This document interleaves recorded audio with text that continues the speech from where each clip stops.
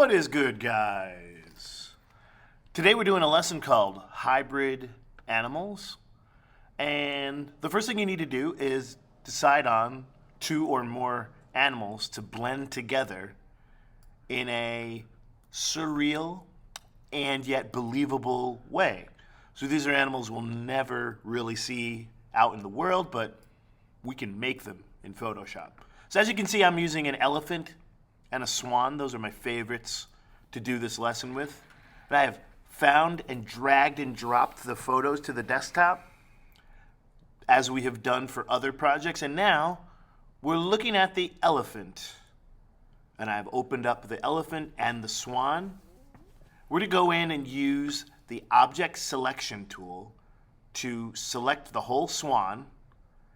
And then we're going to use the quick select tool to eliminate everything except for the swan's head and neck. So we're using that negative version of the quick selection tool to eliminate everything but the swan's head. Now, as you might have guessed, we're going to put the swan's head where the elephant's trunk is. So we're going to use the clone stamp tool to paint the grass over the elephant's trunk and remove it from view. To use the clone stamp tool, hover on the area you want to copy from, hold down the Option key on your keyboard, and then click your mouse button. When we say this keyboard shortcut out loud, it's called Option Click. Hold Option on your keyboard, hover on the area you want to be your source point, and then click your mouse button to basically paint with the actual photo.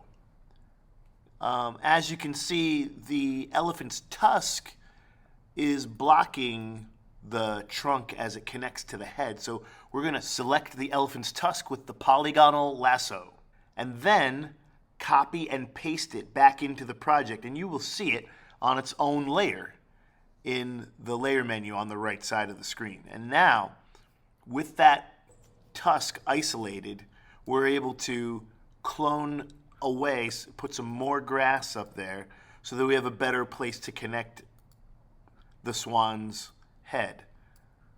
Now I'm copied and pasted the swan head into the picture. It is too large, so we're going to edit and free transform it so we can rotate it creatively into position and reduce its size. We're going to shrink it down. We're also going to put it on the layer behind. We're going to move the layers so the neck of the swan goes behind the tusk, thus giving it even more believability. We're going to swap those layers right now. So there you go. Now we need to blend the swan's neck into the elephant's trunk. We're going to use a low opacity eraser. So on the eraser tool, we're using about 60% opacity and flow. And then when we look at it, you can see it's creating a sort of faded erasure. It's not blasting it away. And this is a creative choice, how you blend where you connect the different parts. And you are choosing your own animals to work with here.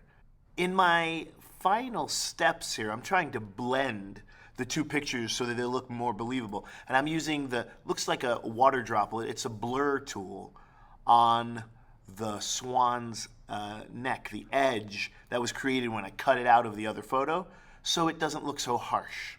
And then I'm also going to clone stamp away some more of the grass where the shadow of the original trunk was, because there's no shadow there now. There shouldn't be. So we're going to go and bring that shadow back to closer to the edge of where the swan is.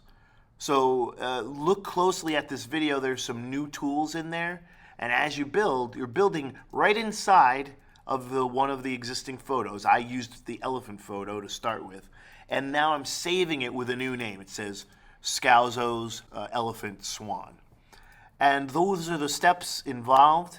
Get a start on the project by selecting your animals and building something brand new, and ask questions along the way. Thanks for watching.